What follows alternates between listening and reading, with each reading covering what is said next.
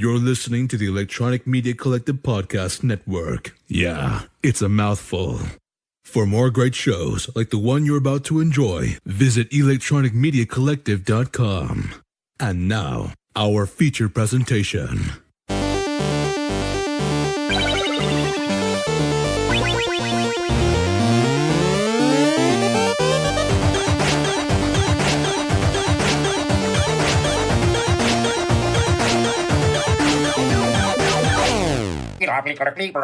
Welcome to the Grawlix Podcast. This is episode number 87. Or is it? Or is it? Okay. It is. I'm Randy, by the way. I'm Melanie. And this is Jesse. We have a guest today, and the guest is Jeff Geaghan from Make Eternia Great Again. Thanks for having me on the show, guys. I've been a big fan for a while now. Wow. Thank you. We have a fan. I guess that's like, what, 2 or 3 now? There's a handful. Yes. There's a handful. So, yeah, we have Jeff on. We have a guest. And also, this is a special episode. Because this is an anniversary episode of the podcast. This is our 5-year anniversry of the podcast. We should get each other flowers or something.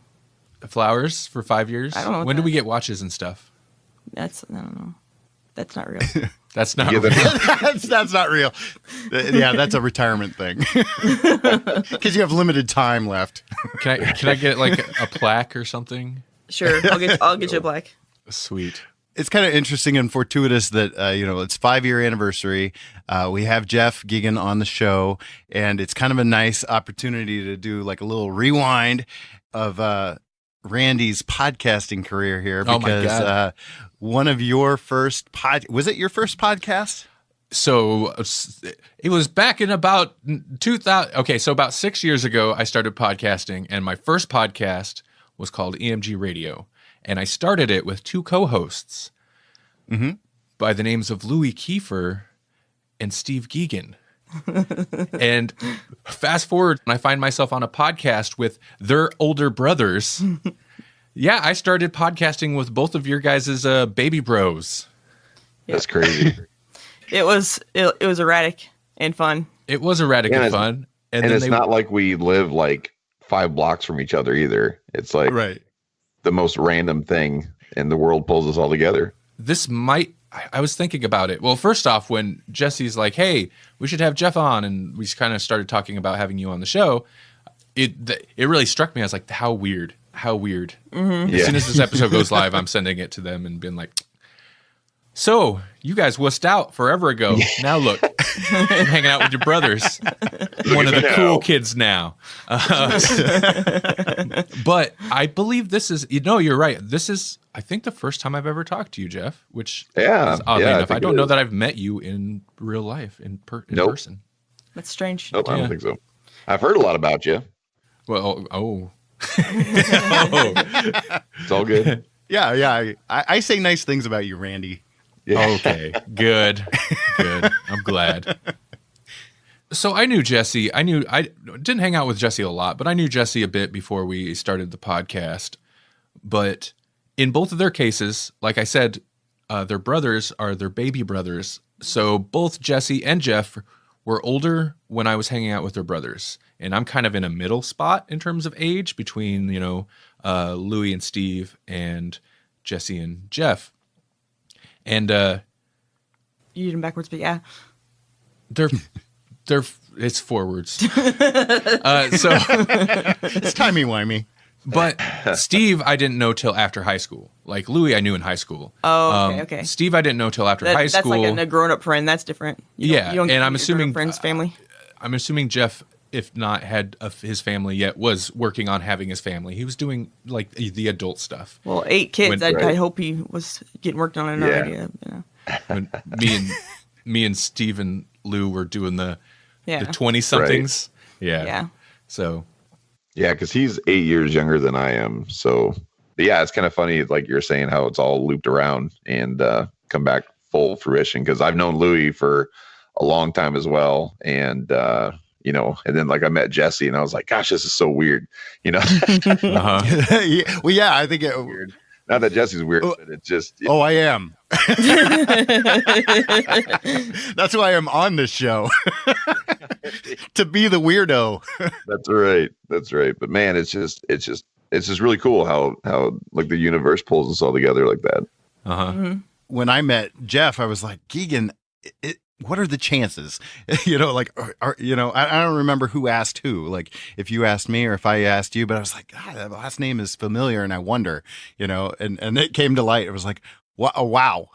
You know, like, cause I just knew you because I like podcasts and I really was enjoying Make Eternia Great Again. And so I stopped at the table. I think like, that's when Randy and Mel came to Okamacon last year, and everything was crazy busy. I think you guys were even recording at the time.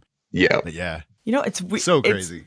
As weird as it is to me that Randy didn't ever meet Jeff, the two of you never meeting is even weirder because Steve and Lou are like, if friends could be married in their own weird friend way, it would be Steve and Lou.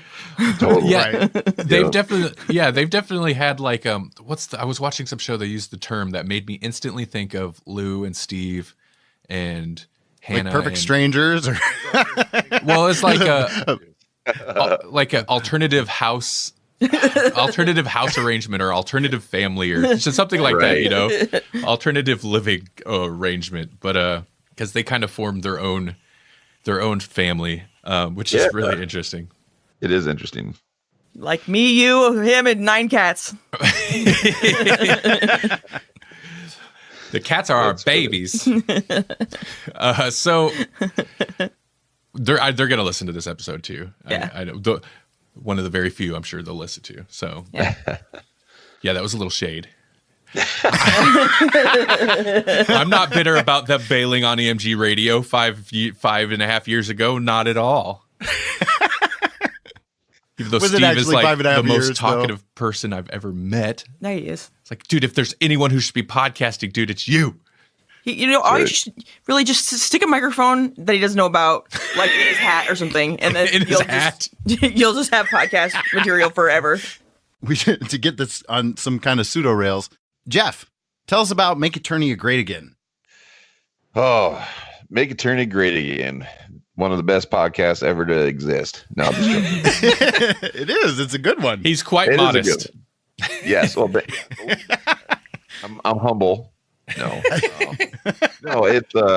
it's a super fun podcast. Definitely comedy type podcast where it's not driven. I should probably explain what it is in case people have never heard it before. But Make Eternia Great Again is a podcast centered around Masters of the Universe, or He-Man, if you're unfamiliar with what that is. And we talk about He-Man and all the villains and She-Ra and, you know, everything in between. And super fun. Like I said, I think it kind of started off more on a serious note. I entered the podcast around August of 2016, I think so. I can't remember for sure. But anyways, there were only about 20 so episodes in. And I think right now we're sitting around 70, I think right now. So, but anyways, the way that we do it is we pick a character from that lore and we discuss him or her in great length. And we basically talk about, because back then in the 80s with the He-Man stuff, there was the Filmation cartoon, there was the toy, and then with the toy always came a comic book or a little mini comic. And so we split it up into 3 different segments, and which kind of varies for back and forth which way we go with it or whatever. Usually whichever one has the most girth of the subject, and we basically hammer that out. And we're definitely no experts, I guess you would say. We try to keep it really light. We do a little bit of research and stuff here and there, you know, but we're all dads and we all have, you know, jobs and families and whatnot. And so, but there's definitely some people out there that, you know, we're a part of on different Facebook pages and stuff like that like they know like to the nth degree of this stuff. And I mean, more power to them, you know, it's really cool. But, you know, so we get blasted from time to time, like, oh, come on, that wasn't this guy, that was this guy. It's like, well, sorry, you know, we didn't realize that. Sorry, you know, but they started off, Carl Smith and Eddie Fossler are the 2 other co-hosts in the show. And I think you guys, you know Eddie, you know, pretty well. And you might know Carl. I think you know Carl. But both of those guys, Eddie, we call the Podfather. He's on 4 podcasts right now, and he's featured quite often on other podcasts as a guest from time to time and stuff. And if you're not familiar with Eddie Fossler, it wouldn't take long to find him out there on the airwaves, that's for sure. And then Carl Smith, he's a fantastic writer. He's been writing all sorts of different, types of books. He does children's books to really good novels and drama type, books or whatever you call them. I'm a good book reader. Well, he does audiobooks now too, doesn't he? He just dipped into that. Yep, he's just dipping into the audiobooks. So, but yeah, he's very, very gifted. It's incredible. He'll flip over ideas at us through text, and he'll be like, "Guys, what do you think of this? I just whipped this up really quick while I was standing in the kitchen," and like a page of something that he's written, and we're like, "Holy crap!" I have a hard time writing my name. He just wrote a book, But both are super talented guys, and Carl was running his own podcast called The Goad Kicker, and super informative yet fun podcast that he was doing. And Eddie, he's currently on Daydream Instruction Manual, and he also does Falcon Punch Thunder Dads, and then Paranormal Dads. So the two of them decided, hey, let's do this He-Man podcast and see what happens. And so they branched off and they did their own thing, and it was super fun. And I became a fan. I worked with Eddie, but I didn't really know him all that well. Didn't really know Carl Smith at all at that time either. But I started listening to their podcasts. There's some other friends at work. They're like, you should check this out. And I'm like, I'm a big He-Man fan. I'll check it out. And fell in love with it instantly. And so they had heard that I liked it. And like I said, we kind of worked together. And so mutual people were like, hey, let's get Jeff on that show. And so Eddie came and asked me if I'd be a guest host. And I was like, sure. So I came on and just had a fantastic experience. And we talked about the one and only Buzz Off. Yes. It was my favorite character growing up as a kid, and just kind of blew up from there. Like we just fell into bro love, you could say. They recorded a couple more episodes without me, and they're kind of like, you know what? That was so much fun with Jeff. Maybe we should bring him back on. And so they asked me if I would come on at a more residual basis. And then they just finally asked me if I'd just be a permanent guest host. I was like, sure. And it's just been a blast ever since. And we just, the show keeps getting more and more popular, and we're getting more and more fans, which is, humbling. And we feel very blessed in that degree. And it's given us lots of opportunities. And, last summer we had the Alamo Draft House was hosting we are hosting the Alamo Draft House, the Masters of the Universe movie from 1987, which was arguably the best movie ever. That's a fact. That's a true fact. That is a true fact. Look it up on the interwebs. But anyways, so we were asked to come there and host that. And man, that was super fun. I've never done anything like that. And we got to get up in front of the crowd and kind of give some facts and stuff, and got the crowd really interested in the movie and stuff. So it was a blast, a lot of fun. So, but yeah, we've had, some really cool stuff. We've been asked to come on to different podcasts like Grawlix here and Covert Nerd and a bunch of others, but yeah, so that's pretty much Make Eternia Great Again, or like we call it Mega for short.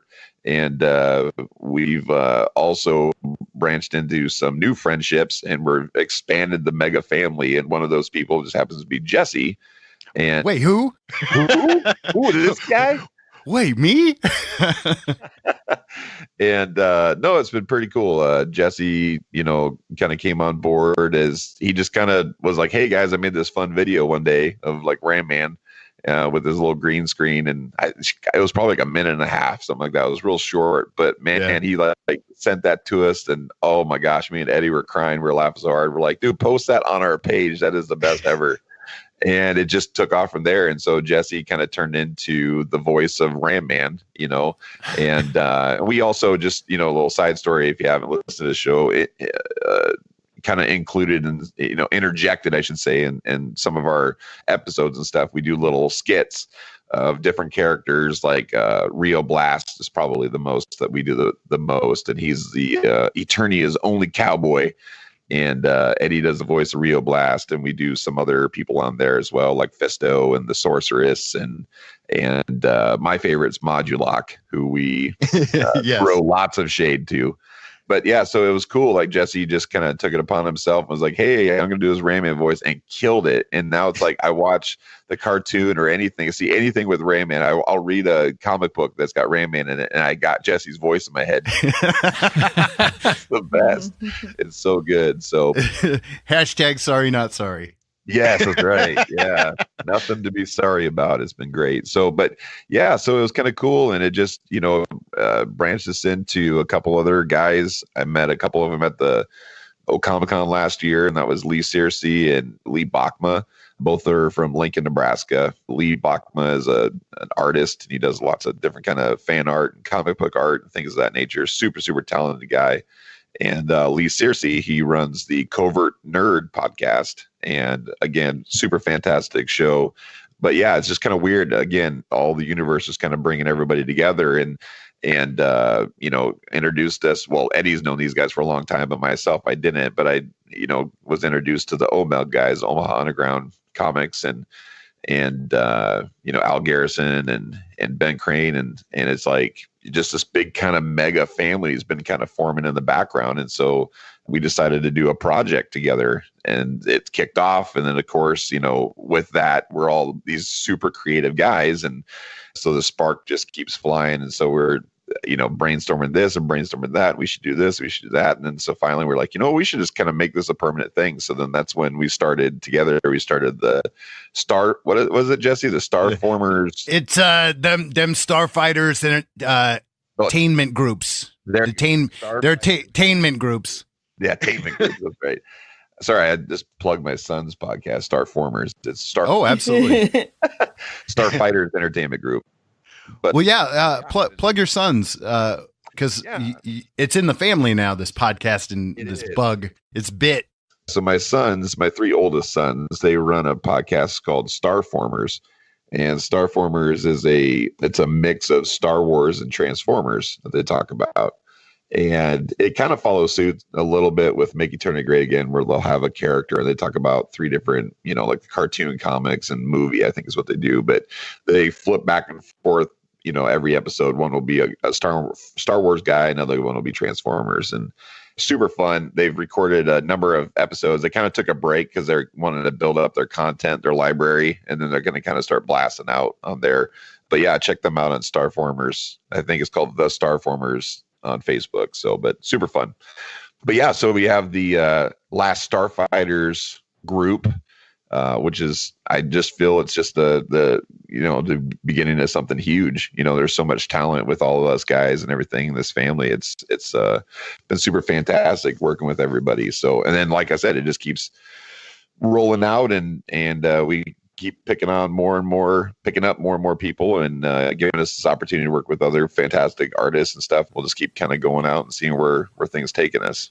I think we can just put microphones on all their hats, and we'll just put microphones in everybody's hats. And just endless podcasts. Yep. Just 24/7 live streams. There you go. Secret hat podcast. I like it. Let's do it. That would be great. No, I was gonna say, like, I'm glad that Jesse is a con goer. Nobody's gonna make that joke again. Okay, a con going person. Yes, it's a con going thing. Because you name dropped a huge chunk of like the Midwest, especially this area here. Well, I'm sure other areas too. I'm not discounting other areas, but our area here, Omaha, Lincoln area. That's pretty much the populated areas of Nebraska. But the Midwest, has an interesting entertainment fandom niche podcast scene. Mm-hmm. And you name dropped just like a huge chunk of them there. And right. I'm glad Jesse goes to these conventions and is tied in, because I am an introvert. I'm not an extrovert. I don't go out and do stuff. Otherwise, I don't know that I would know any of you guys. Thanks, Jesse, for being our connection. I totally want to ping on that, because everybody on the podcast right now is I mean, I'm just assuming with Melanie, so I could be totally wrong, but aren't we all introverts on the show right now? Yes. Yeah. I'm definitely an introvert. That's for sure.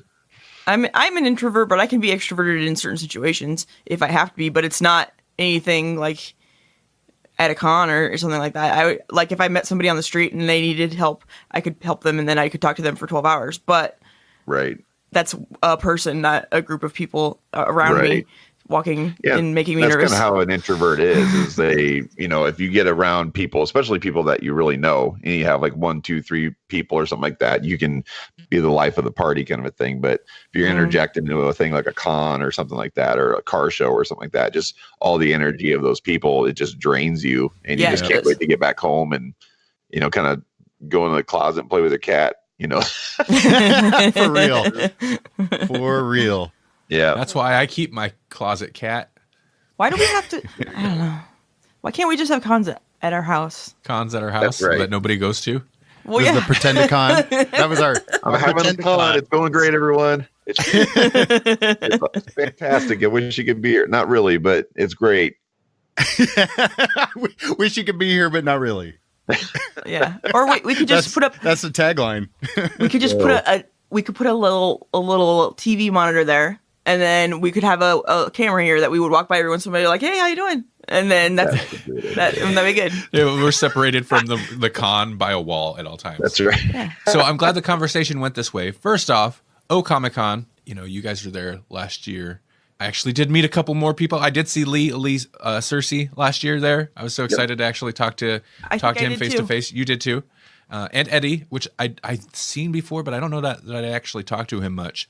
Grawlix will be at the next Ocon Expo. Nice. Officially, super excited about that. But you and Jesse, will be somewhere very soon. You should tell us where that's going to be. Yeah, so we're going to be at the Grand Comic-Con in Grand Island, Nebraska, and that's March 23rd and 24th in 2019. Just in case if anybody's going way back in the podcast stuff machines and listening, that this is like 5 years old, and you're doing your 10-year anniversary. Yeah. But no, so that's in Grand Island, Nebraska. This is their second year of doing it, and super excited for it. I didn't go last year. I heard about it and wasn't able to make it, but what's cool about it is that it is free admission. Yeah, that's for awesome. Anybody who is a con goer, it is definitely not cheap usually to go to comic conventions, and especially when you go to some of those big ones, like in Des Moines. I mean, it can cost you $300 just for the weekend, right? Just to go in, which is incredible. So to go to Grand Comic-Con in Grand Island, Nebraska, which is more central Nebraska, it's fantastic that they're doing this. And last year, I guess, was a pretty big turnout. They're expecting it to be double the size this year, and it's truly about the love of comics and of pop culture. I just love that they're doing it. I'm going just almost as support for my son, Declan. Declan's this is his first con where he's actually selling artwork. Cool. He's not like a 4-year-old that's like, look, I took it off the fridge, I'm selling it. No, it's he's 15. He'll be 16 this summer. Very gifted artist. I've always drawn myself, or not drawn myself. That would be weird, but I've always been an artist, drawing as well. And growing up, and was pretty gifted myself, but he just takes it to a whole nother level. And I'm super proud of this kid, but he loves going to comic conventions. And he, like I said, he star of a podcast himself called Starformers, and so he loves Transformers and things of that nature. And him and his brother, I mean, they do what they call OCs. They do these original characters all the time and all this other stuff. And so he bought a whole bunch of artwork, last year at some different conventions, and he was like, "Gosh, I wonder if I should do this." And it's like, yeah, why not? And especially if you sell it at a reasonable price and everything, I'm sure some people would be interested. And so he just started drawing up some stuff. I'm like, holy smokes! I'm like, I'm totally willing to buy some of this stuff off you, and it looks professional. It's good stuff. His I guess business is called Declan James Studios, and it's DEQLAN.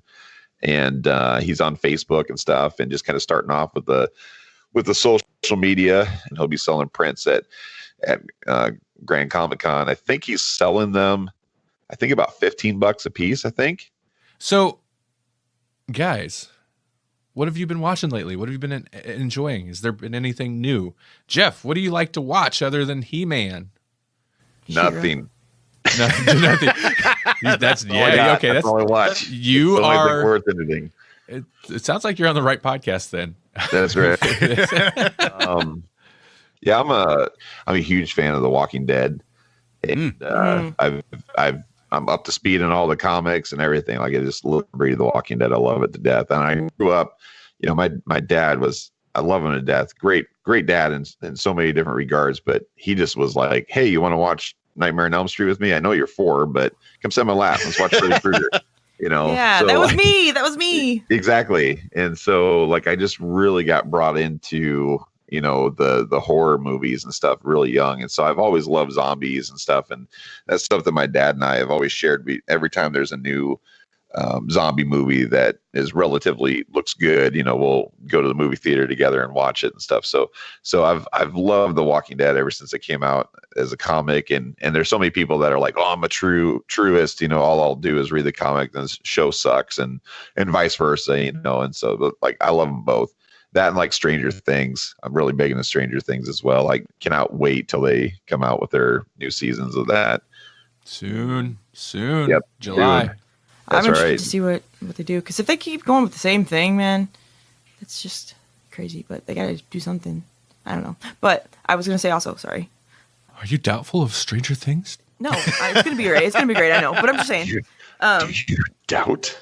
My favorite thing with reading for Walking Dead, for reading and watching, my favorite thing is being like, which character is this supposed to be? Because that person's been dead for a long time. So who is it? Who is it really in the?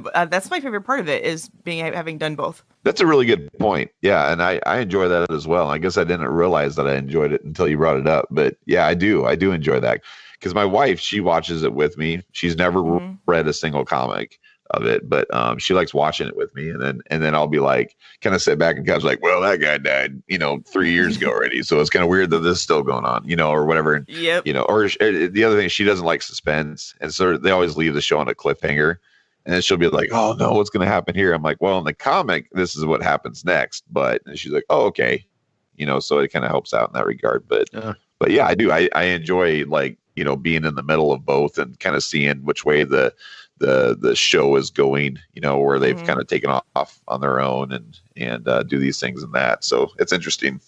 Except that Glenn thing threw me off a little bit, because I'm like, yeah, I didn't like that whole bit. Oh, with Glenn and Negan killing him. Yeah, because I'm like, they just got done not killing him. They can't go turn around and kill him now. That's right. They just got done not killing him.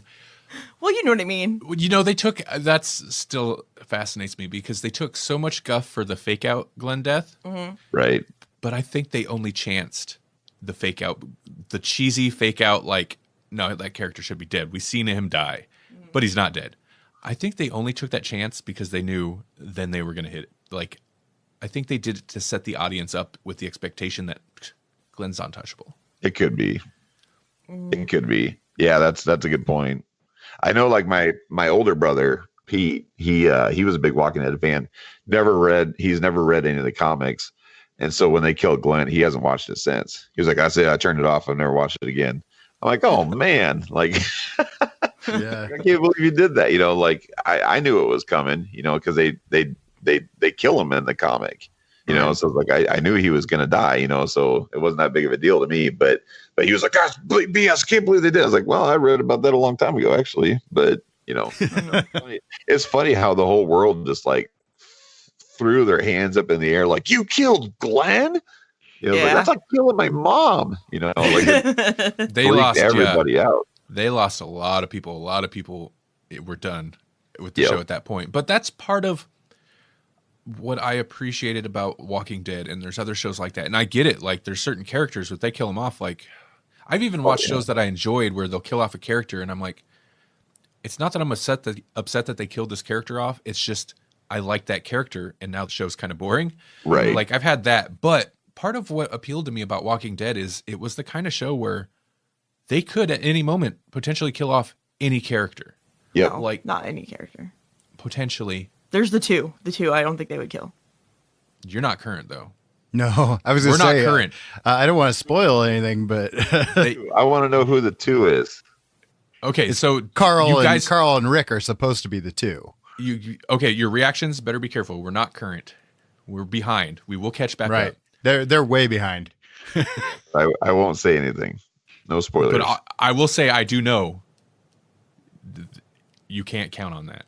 Okay, that's right. Yeah, in that world, it's you just never know. I mean, because it's they what's his name? I cannot think of it. As I'm just sitting here, Michael Rooker. Yes. So I was like, he's a big name. He's going to be on here a while. Nope. I thought for sure they're going to keep him on for a long time, but they didn't. He's Daryl's brother in the show. Oh. Yes. Okay. Yep. Yeah, he was such a great character too, man. I loved him. Yeah. Such the villain. And I mean, they could have really expanded on that. I mean, they could have turned him into something really big on that show, but they didn't, and so it's just really interesting. I mean, there's a lot of characters on there that you would think like, oh, they're going to keep him on forever, keep her on forever. Then boom, nothing. You're like, whoa, but then the same thing, like in the comic book, same thing. It's like they killed this person way off, like in the second season essentially or whatever. And then this person's still on like season 7 or whatever, like what is going on, but so it's different, but I like what they do with it. And like you said, it's nobody's safe, and in that world, it would be kind of true, nobody is safe. And honestly, I think for a while there, surprisingly, in the Negan storyline, a lot of people stuck around for a long time. Yeah, I'm tiptoeing around this without giving away spoilers, but like when they stopped playing it safe, I am really enjoying the new episodes. Yes. Like, they finally stopped playing it so safe, and I'm on board again. Like for a minute there, I was like, it's kind of the same every week. Yeah. And now I'm like, I'm in. I want to know what's happening. I agree with you. The spoiler that you guys are avoiding, I was somewhat spoiled because I'm on the internet a lot and I see the news stories. So I was kind of spoiled on it, right? I don't know specifics, but I know who. I know, Since we started talking about this, you guys should see the look on Melanie's face. This whole she didn't know. Kill off the main character of the show, can you? Maybe not. You just have to watch. That's insane. It's worth watching. It's worth watching to find out. That's crazy. Because then how do you have any continuity? Because you don't feel for anybody. I don't know. Okay. Yeah. Oh man. Yeah. I'm sorry. We'll just say they have kept better, watching. We should. They have good showrunners right now. Well, that's what we'll say. Yeah. Okay. Well, I would never not want it. I never didn't want to watch it. We just haven't. Yeah, it was just one of the shows that, and we don't have AMC, so it's one of the shows where, like, we've watched a lot of shows since. It's just those shows are easier to get at. They're on Netflix or HBO or whatever, which we have access to. AMC takes a little extra legwork, so we just haven't. Do you have cable or anything? No. Mm-mm. No. Okay. I cut cable forever ago. Although, yeah, so did I. Yeah. There's a guy I work with who gave me his login for like DirecTV or whatever. And so I just I have the apps on my smart TV of AMC and I just log in with his stuff. Yeah. I'm cheating. That's how everybody does anymore though. Yeah. Right. We just don't have we don't have that person to cheat from yet. We have all the other ones, but yeah. Yeah, you sent me logins for 2 other services the other day. This is so-and-so's login. I was like, oh, sweet. Yeah, for Hulu and Amazon Prime, I think. Yeah. Yeah. Well, I guess we're gonna have to catch up on Walking Dead, huh? Yeah. Yeah. It's worth it. It's now worth that it. I'm in. I'm jobless, so I can start reading again. That's true. You start reading comics again. I know. You need to catch up on the comics. Yeah, let's do it. Because you were current on Walking Dead for a long time. Yeah. Yeah, I think this is their last run with the comic though. I think they're counting down. I forget how many issues away from stopping it. Everything. Oh yeah. Yeah, he said that he was done with it. What's Kirkman gonna do now? I know he has other series going, but Invincible's done. Yep. Walking Dead's gonna be done. Those are like his 2 Titan long running series. Yeah, he just announced something. I don't remember what it was. I don't remember what it was either, but he was basically saying like he was on an airplane flying. He was trying to think of the next issue and stuff, and I forget who had just passed away on the show, or he had killed off a couple people or whatever. And he was feeling it himself. He's like, man, this is getting really repetitive. It's always like, okay, there's a war and some people are dead. And now we have to go back out into the sticks and start all over again. And, we're going to introduce some new people. And now these people are dead. And then we're going to have a war. And he was like, oh my gosh, how many times can I do this? And he was like, by creativeness of the series is just getting, done. And so he's just like, I'm just going to go ahead and end this. So he had like I forget how many episodes or how many issues ago it was that he announced. I think like 5, maybe 6 issues ago, he said that this was going to be the last series or whatever of the comic. And then he was going to end it. So could they all die? Just everybody just die? Does everyone die and turn into a zombie? Yeah. That's what I wonder how he's going to end it. That'd be great. I kind of hope that, I don't know, you guys tell me, but I want to be the optimist, and I want to be like, I think that they're going to find that there's like a military branch or something like that. That's like, they're going to stumble into it or something and be like, oh, here's all these hundreds of thousands of people that are alive and they've figured out how to, take care of this and stuff. And then it like basically goes the other way. And it's about, starting over, but I don't know. Yeah. Or they just kill everybody off. Yeah, who knows? The tone of the show or of the series so far has just been so. That just doesn't seem like in line. And maybe I'm wrong. Maybe I haven't read enough. Right. I haven't read as much as Melanie or you, obviously, Jeff. But the tone of the series doesn't seem like that's where he would go. But who knows? Maybe. Right. And with the show, and again, I won't say any spoilers at all. And I think Jesse knows what I'm going to talk about, but there is something that kind of gives a nod to that. There's something else out there. Okay. Mm-hmm. And that there could be some sort of way of, kind of fixing everything. But because it got to a point where they were like all trying to get to Washington, D.C., and like the cure is going to be there. We know it. And then obviously it was all a lie and all this other stuff. And then it's just like, well, this is just our life now, but I think they should have kept going to Washington, D.C. They just need to find more CDC buildings. That's right. and try not to explode them in CG explosions. Yes. Right. Yeah, because I thought, to me, like, that's another show that was fantastic. Did you guys, and this sucks because they canceled it, but did you guys ever watch not The Last Man Standing, it was Last Man on Earth? Oh, a little bit. Huh. It was a Fox show, right? Yes, and it had. But he was not the last man on Earth. No, it had Will Forte in it. That's his name. And fantastic show. But yeah, he wasn't the last man. So it started off where it was just him, and he was kind of going crazy, doing like the whole Wilson thing, with the volleyball and everything. And then he ends up finding a woman, and then he finds more and more people, and such a fantastic show. And I love that because I'm like, that's actually, that could be more realistic. I mean, this zombie thing is cool and everything. Don't get me wrong. I love it. But I'm like, that's kind of unrealistic. But this is like, there could be a plague and kill 99% of everybody. And then here we are like this, and I'm like, so I found, even though it was a comedy, I find that stuff very, very cool. There's it reminds me of an old movie back from, I think it was like 1980 or 81 called The Comet. You guys ever watch that movie? Oh, I'm not sure. Oh man, yes, it's a great movie. It's kind of kitschy cool, in a way. It's kind of a little janky, but it's almost like Maximum Overdrive. If you guys are familiar with that movie, yeah, oh yeah, and book, I should say, Stephen King's Maximum Overdrive. But anyways, so with the comet, it's basically I think it's Halley's Comet. I think comes too close to Earth. And basically it like disrupts everything on Earth. And it like, I believe, it's been a few years since I watched it, but I believe like the gases from the Earth, basically like it kills off almost all of the population. And then some of the population that turns them into like these weird kind of like albino kind of almost zombie people. I'm screwing a little bit of it up because it's been a long time. I haven't watched it since I was in my early 20s, but super fantastic. But the cool thing is that it's just like there's these main characters and they're like in Chicago or New York or something like that. And they're just like, hey, we get to go into whatever store we want and get whatever we want and kind of stuff. And you're like, oh man, that would be really interesting. But then there's also a little bit of this threat of bad guys and stuff like that too. So super fantastic movie. If you like The Walking Dead, you'd love this movie. It's really good. I think I would, but I also wanted to bring up, there's a book. It's really old though. I don't remember. It's from like, I don't know, a billion years ago. Not a billion, but anyway, I think it's called The Red Cloud. I don't know, something like that. But it's actually is the last, like there's nobody left on Earth. It's just this one guy. He was like at the North Pole or something when a volcano erupted and the gases from that poisoned everybody.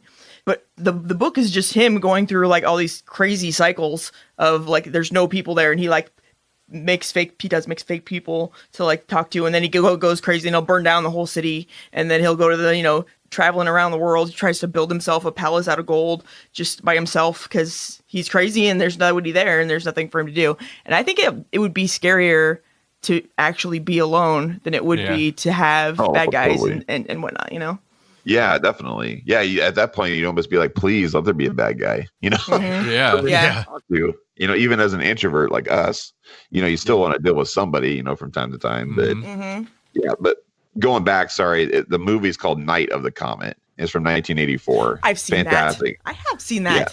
Sorry. Yeah, it's a great movie. It's got Captain Mary Stewart in it, and she's in The Last Starfighter. Okay. She's the girlfriend from The Last Starfighter. But yeah, super cool movie. It reminds me of the Omega Man and the Last that's where my Earth. brain was. I was like, I Am Legend, and that book, the story from the book, actually, like the whole thing with the dog, just broke me. Yeah, because I'm a big dog person, anyways. But then, like there's the Will Smith movie and how they deal with the dog, and that was brutal enough. But in the book, it's like this is his first connection with a living being, and then nope. Yep. I was just like, oh my God, I'm broken. Even I need somebody, right? As introverty as I get on my bad days, but like, yeah, I can't imagine. You know what this is a lot like? Wall-E. Wall-E, yeah. Man, we are hitting all the dystopia futures. Oh man, we're talking about Walking Dead, and we go right into Wall-E. Wall-E. Okay, so if you don't count the spaceship with the people out in space, Wall-E's more interesting because it's like there's no humans on Earth.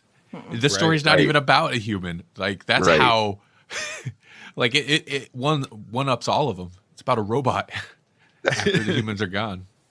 Yeah. Exactly. Well, then of course they're still in space, but was he the last robot on Earth? No. Okay. Well, yeah, sort of. he found Eve. Where did Eve come from? Did she come from the ship? She came from the ship. Yep. Yeah. So basically, there was supposed to be a whole bunch of him, like thousands of Wall-Es, and they all basically broke and rusted away. And he basically figured out how to continue himself. Mm-hmm. And if something would break, he'd fix himself. And so he just kept doing his job over there all by himself. And such a good. I love that movie, by the way. Yeah, really good movie. I do recall being kind of disappointed when the humans came into play. I was like, no, this could be far more interesting with just no humans. Mm-hmm. It's not about humans. Yeah, and then the humans are all disappointing. Yeah. Yeah. Yep. You can say that. A lot of people don't like Wall-E for some reason. What? I don't know. Yeah, I mean, from what I've understood, it's because I guess it's got kind of a eco. Yeah. It's got that eco bent, and so that turns a lot of people off, and they feel like it's a SJW type of thing or like global warming. Yeah, that whole thing. Do they not remember the 90s and even the 80s? Every kids feature film. We had a Captain Planet. Yeah. All of our movies were about that stuff. All of them. I was trying to talk to some people at my work about Captain Planet, and they didn't know who it was. And I'm like, how do you not know who Captain Planet is? I mean, I know you're a little bit younger than me, but you're not that much younger. And Captain Planet was like a thing. Have you never heard of Captain Planet? Because I was going to show them the Don Cheadle thing. Uh-huh. And yeah, none of them had heard of it. That's crazy. That is. I know. It's like, hello. Yeah, I can understand people older than us, maybe, like considerably older. Right. Mm-hmm. But it was around maybe it wasn't around that long. It just felt like it was around for. Well, I guess maybe maybe they're younger than I think too. They're like maybe 10 years younger than me. Heart. I mean, how do you not know who Captain Planet is? I mean, he's our hero. He's going to take pollution down to zero. Yeah. Yes. Yeah, and if you haven't seen the show, then the Don Cheadle thing just isn't nearly as good. Yeah. Right. Yeah, it says it started in 1990 and it aired for 6 years. 6 years. Whoa, most cartoons do not get that kind of tenure. That's what I'm saying. Yeah. Like, how do you not know? What rock are you living under? Not a rock on Earth, that's for sure. They're just over there, just like spraying the hairspray in the air. Like, I don't know. I've never seen it.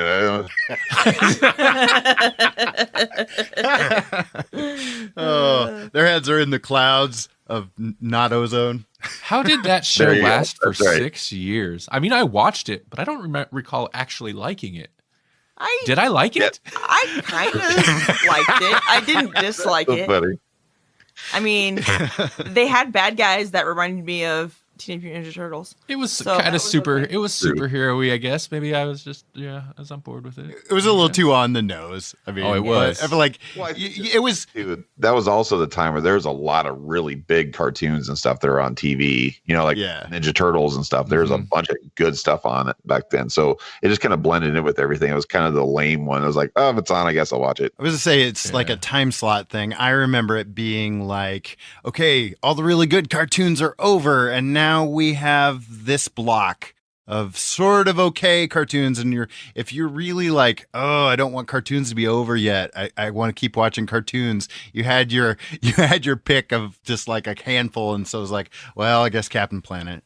Hey, That's it right. was Your better than parents the are like, well, I'm going Ghostbusters to turn this off. cartoons. And you're like, no, I like this. I have to know how to save this planet. That's right. That's so Trees. funny. You want to do letters page? Yep. It's March.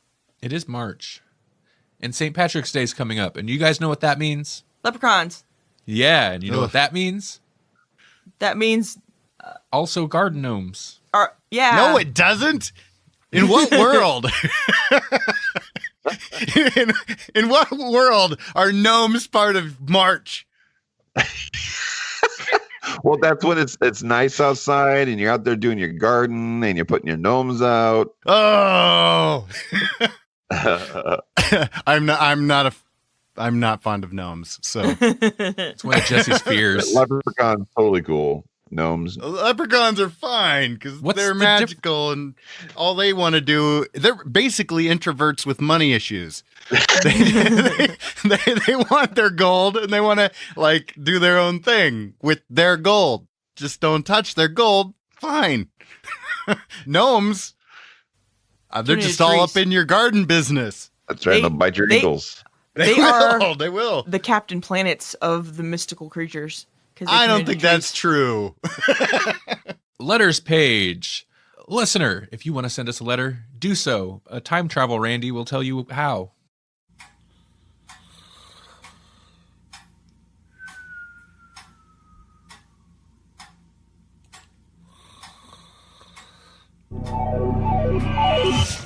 Whoa. Who turned out the lights? Where did I end up now? This stupid time traveling Blinkatron, I swear. There's a Blinkatron just going. It's okay. Oh, crap. Shh. Just stay asleep. Okay. All right, well, right place, wrong time. This is fine. I'll just leave him a note. There has to be some paper around here somewhere. Man, it's dark. Oh, what is that? Trash can. It's cat dancing. Wait, is that? It's full of comics. What the devil? Marvel Secret Wars, Marvel Secret Empire, 90s Captain America. Huh. All right. Now where's some paper?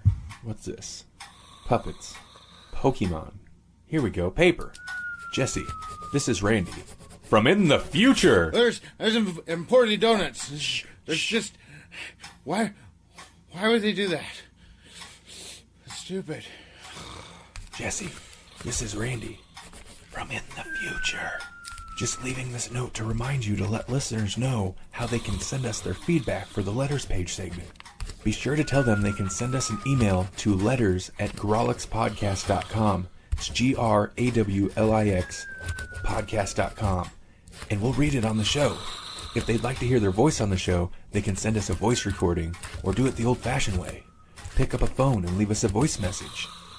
The phone number to do that is 559-426-6427. That's 559-426-6427. Or an easier way to remember it is 559-4-COMICS.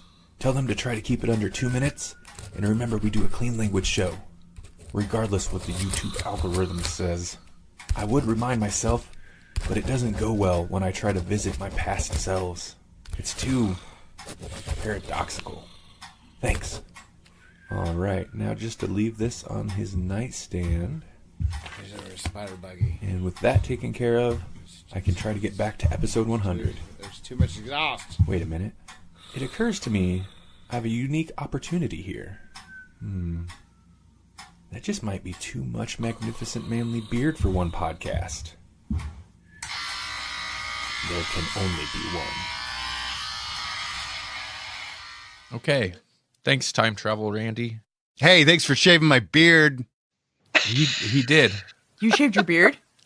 He trimmed it down. I trimmed it down quite a bit. We have letters, but totally unrelated to this audio clip that we're about to play from a listener. We should also mention Matt D, of course. yeah, nice segue there. We should also mention that Matt D, who, listener, if you've listened to our show at all, you know who Matt D is. He has a podcast now. He has his own podcast. Mm-hmm. He does. And we were on his first episode. We kind of took it over a little bit. We are half the episode. Yeah. But he has a podcast called 60s Reboot, the 60s Reboot podcast, in which he, every episode, I believe he picks a TV series from the 60s and recasts it with people, like if it were to be rebooted now. Who would they cast it with? What would it be like? Mm-hmm. And, That's a cool idea. Yeah, so his first episode was on the Batman 60 series, of course, and he asked us, and we were like, we're going to send you audio, and we did. We sent him a lot of audio. Because once you get us going, good luck. Yeah, it was like 16 minutes long. I was like, that's a pretty long listener submission, but right. Yeah. The episode's like 30 minutes long. We are half the episode. Anyway, you should check out his podcast. It's at you can find it at 60s. It's as in 60 60sreboot.blogspot.com. He's also on the Electronic Media Collective podcast network. Woo. Electronicmediacollective.com. But it's a mouthful. In a completely unrelated thing, we have audio clip. We have a listener submission from Jerry the Gnome. Oh. That is totally unrelated. Has nothing to do with Matt D. I just felt like mentioning his podcast. That is strange and has no correlation to each other. I don't know why my mind would go to that place. It's a strange place, your mind. Well, that's not wrong. You're not wrong. So this has become an annual tradition. Last year we also got a Jerry the Gnome St. Patrick's Day audio clip. That's right. And this year we got another one. So here we go. Hello there, boys and girl over there at the Grawlix Podcast. This here's your good friend Jerry the Gnome. Yep, Jerry the Gnome, I'm back. Today is the day after Valentine's Day. This is where we really ramp up and get ready for the next big holiday. Yep, you got it. The holiday that even Jerry likes. President's Day. Yep, the day the president comes out of the White House, looks around, and we get 6 more months of bull. Oh, wait. No, that was different. I think I'm getting my Groundhog's Day and my President's Day confused.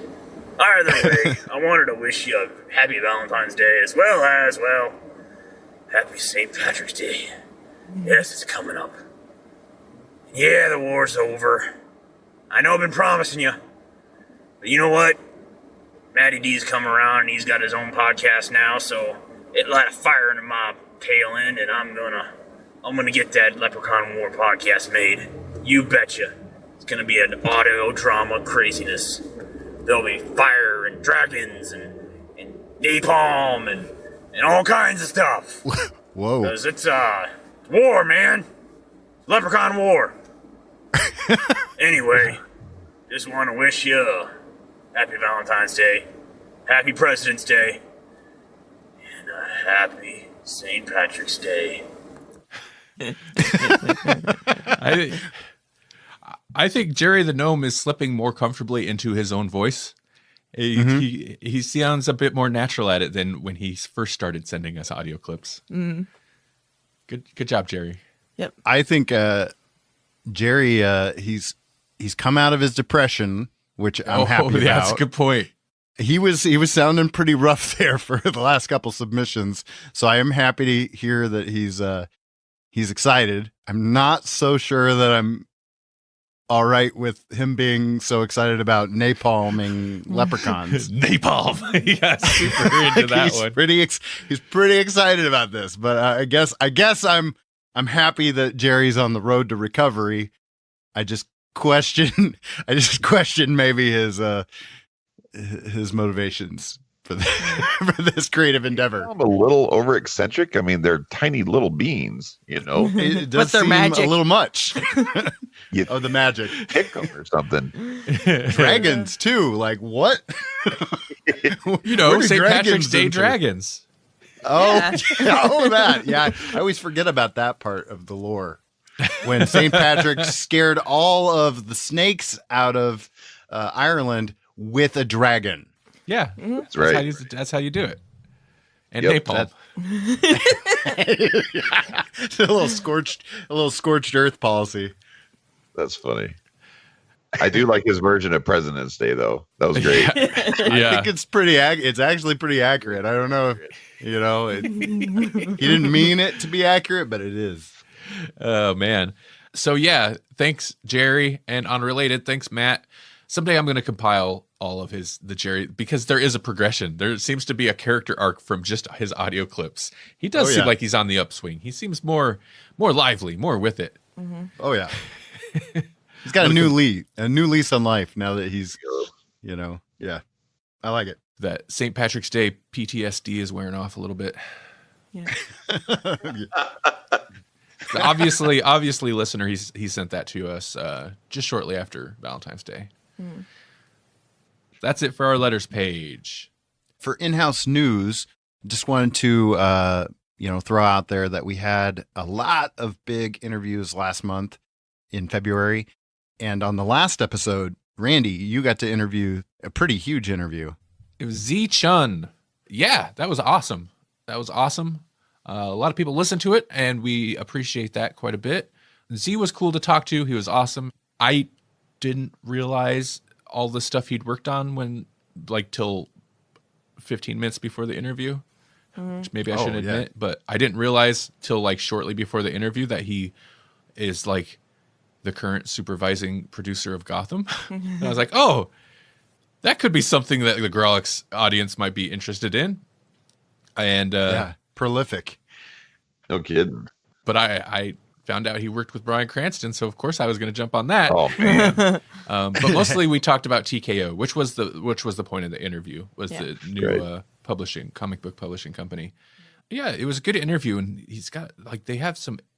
I like the thought process. I like the idea behind the company, and also it was maybe the most professional sounding Grawlix interview we've ever done. Yeah. I was telling Jesse, it's a little weird because it's there's working on Grawlix, there's recording and editing Grawlix is one thing. It's Grawlix, it's my thing over here.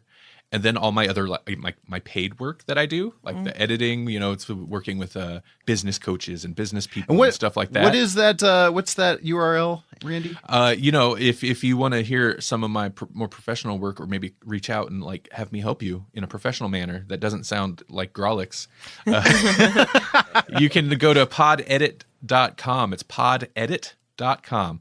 But I was telling Jesse, I was like, this interview I recorded sounds like that stuff. It sounds so professional and so it's not Grawlix. Not that Grawlix, it's more the attitude than the actual execution. Yeah.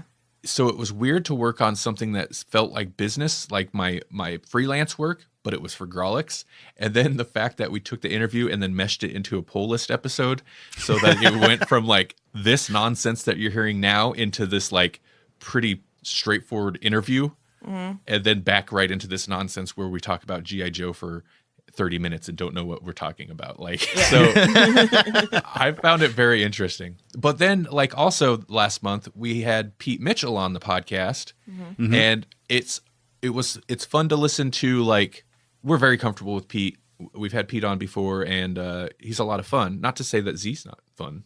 I'm sure Z can be tons of fun. But it was interesting to hear the more informal Pete Mitchell interview, quote unquote interview. He basically just became a co-host of the show, right? Versus business time interview.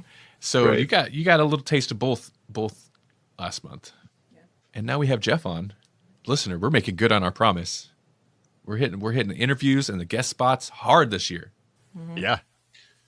Did I make any promises? I don't think I did. No, I don't think you made any promises. Good. Your resolution might have been to have no resolutions or something. Okay, good. Yay! I'm doing it. Jeff, what do you want people to know? What should people know before we end this episode? I don't know. I guess that She-Ra's superior to Seaman. Seaman? She-Ra. She-Ra's superior to Seaman. To He-Man. This took a turn. Yeah. Okay, she is. In many ways, doesn't have to I pretend. will say in the show she was definitely portrayed as superior to He-Man without a doubt. I'm not going to say which way or the other. I think it's all cool. I'm a big fan of both shows. But yeah, I was always her sword and stuff had more powers. He just had a sword that turned him into He-Man. Her sword, she could turn into a rope. She could turn it into bath salts, whatever she felt like, Yeah, and she had 2 castles. And she had a flying roundhouse kick that could kick people into the universe, and it was pretty cool. But I don't know. That's all I wanted. Thank you. Yep, I'm done. Yep. I would just say, have people check out Make Eternia Great Again if you're into the Masters of the Universe at all or whatnot, or if you're just into laughing, come on and check it out. We got lots of stuff going on, and we with Jesse involved, we have our own mini comic coming out here very soon. I think we'll be debuting it right before Comic-Con. So that's gonna be super fun. It's I think we're 27 pages, I think. Is that right, Jesse? Somewhere around there. We're yeah. Lee Bachma is kind of the head artist on that, and he's I think he's cranked out about 8 pages so far. Yeah, I think so. Yeah, but it's fantastic. I mean, this is high level quality stuff too. It looks so good and super funny, super good stuff. But I can't wait till it's out there. So be on the lookout for that. Check out Declan James at Grand Comic-Con. Declan James Studios, and come by and see me and my son and buy some art and you do some high fives and it'll be a good time. And don't forget, it's with a Q. Yeah, that's Declan with the Q. That's right. I wanted to throw out there real quick. Also, if you're interested in hearing more about Jeff, then you can also check out. You did a series of interviews for Daydream Instruction Manual where you really dug into kind of your backstory, growing up and yeah, all the things. So also check out Daydream Instruction Manual and look for the Jeff Geaghan episodes. Yeah, and I'll probably go ahead and drop this here. This is exclusive, but so that was all started. So I was originally brought on to be the 3rd co-host of Daydream, and it wasn't working out with the way that we were recording. It's a long story. I won't get into it, but things are working out the way that it's going to work out so I can actually come back onto the show. So I don't know exactly when that's going to be. It's going to be very soon, but everything, all the cogs are clicking together finally for me to be a more permanent figure on the show again. So it'll be me and Eddie and Billy again. All right. Yeah, dude. Nice to talk to you. Hey, thanks guys. Thanks for having me on. Thank you. You guys keep doing what you're doing another 5 years down the road. It's been fun. 5. Oh, Melanie's like, oh. she's like, no promises, but maybe.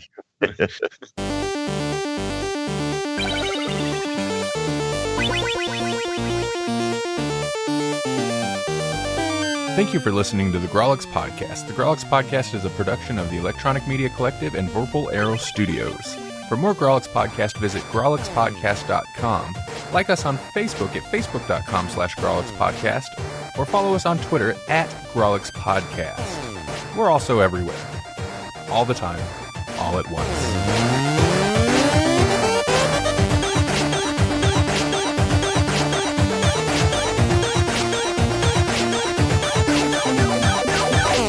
I tell you what, I'll end it off with a joke. All right. Okay.